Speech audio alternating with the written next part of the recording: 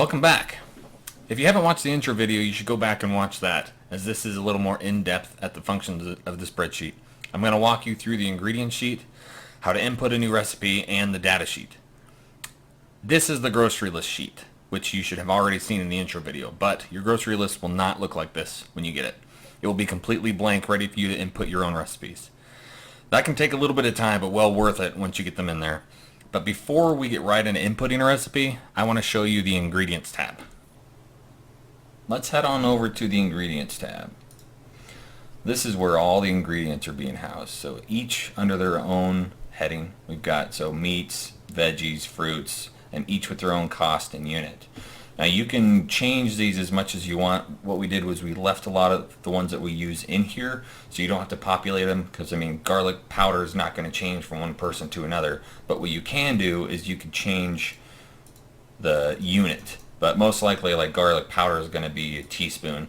But some people might like rice under cups. I think we have it under ounces. Yeah, white rice, we have it in ounces, because the bag sizes usually are by ounce, so we can figure out how many ounces we need.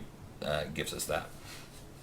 But you can change that all you want. Now this is super customizable, because what we have in here is, like, under frozen foods, we have a Dad spaghetti sauce. So one of our recipes calls for a Dad spaghetti sauce, but what it does is it gives us like 6 meals worth of frozen spaghetti sauces that we use in other meals.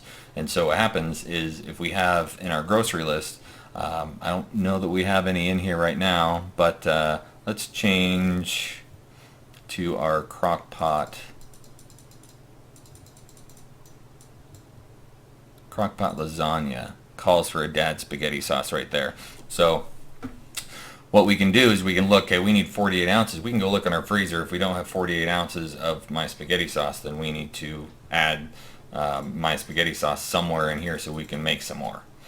So that's how that works. So if you want to do like a Thrive, as we use, I think we buy Thrive beans constantly. It's healthy and it tastes good. So what we do is we can have that in one of our sides, and so in here we could a Thrive ingredient would show up on the grocery list, so you know how much to buy. You could also do like Blue Apron. If you do Blue Apron for a meal, you could put that in here and put cost as nothing. But so it's kind of calculated in your meal list, but you're not actually buying it, you're buying it separately. So you can edit the costs. These are all based on like Fred Meyer, because I could go online and find cost for Fred Meyer ingredients. But we buy a lot of our stuff from Costco, so if we could go and figure out, okay, we buy our chicken from Costco, so we could see how much per pound that we buy chicken for, and so it can make it a little more specific, a little more accurate based on how you buy your stuff. The other thing is you can add ingredients all the way down to the bottom of the orange. That's where it's set to. I don't think you're going to have more than that. If it does, please contact me and I can send out an update to increase the length of that. I think that's pretty much everything I can show you in the Ingredients tab. Okay, so now I want to show you how to enter a recipe. You go to the grocery list sheet, and it's these 3 things right here. So first, you want to put in the name. I went to Food Network and just grabbed a shrimp scampi. And then you give it a type, and you say insert new recipe. And it goes to this screen. So in this top tab is where you search the Ingredients tab for the ingredients that you need. So the first thing that we need in this recipe is shrimp. Let's type it in and hit search, and then you click the use on whichever ingredient that you want. So this is in shrimp pounds, and I need 1 pound of shrimp. And then I come down here and I click add ingredient selected. Simple. So you do that for all of the ingredients you need. So I need pepper,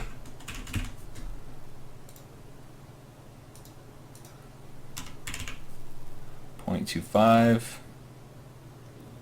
I need salt, 0.25.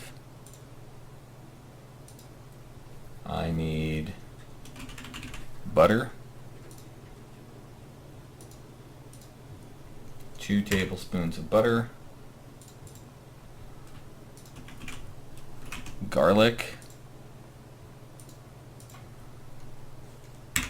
2 teaspoons of garlic. I need a white vermouth, which I know I do not have in our ingredients tab. So what we can do with that is we can just type it in right here. So white vermouth, and you hit use. Add ingredient. So now it knows that it's not in our ingredients tab. So it's going to come up with this next module. And so we will name this, we'll put this in the pantry, and we'll say we need cups of it. And I don't know what the cost is right now, but that can always be edited later. So if you do have it, you can put it in. If you don't, go ahead and edit it later, and then add ingredient. So what happens is you can see it over here on the left, it's kind of catching it. It added it to the ingredients tab. But now we actually have to add it into our recipe. So I'll just type in part of it, shows up like that, and we need 1/4 cup. And we just continue on. We need some lemon zest. Oh, got lemon zest right there. Add. And then I need actual lemon juice as well. Lemon juice.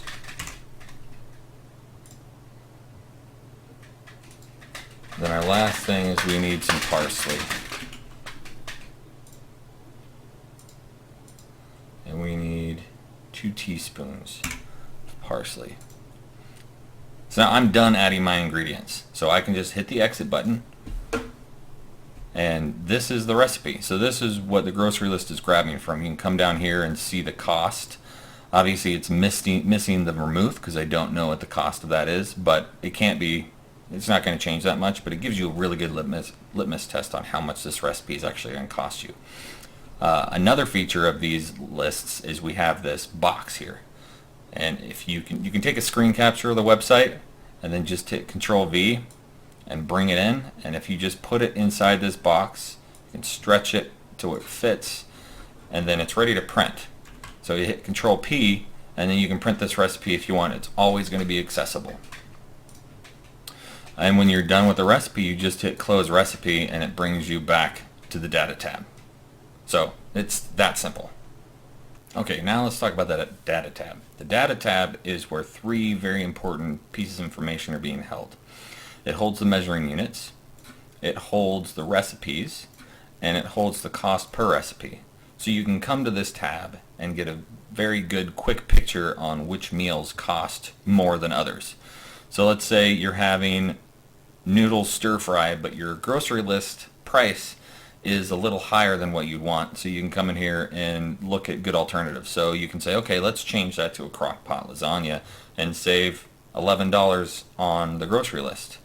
So this is very good tab to come to finagle when you want to be more frugal than another.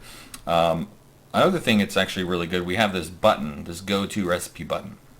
So what you can do is like the recipe we just add, because you can see it's not down here. So how do we get to the shrimp scampi?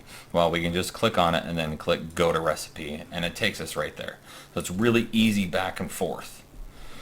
And then you can just close the recipe, it'll hide the tab and take you back to the Data tab. So that's pretty much the nuts and bolts of the Data tab.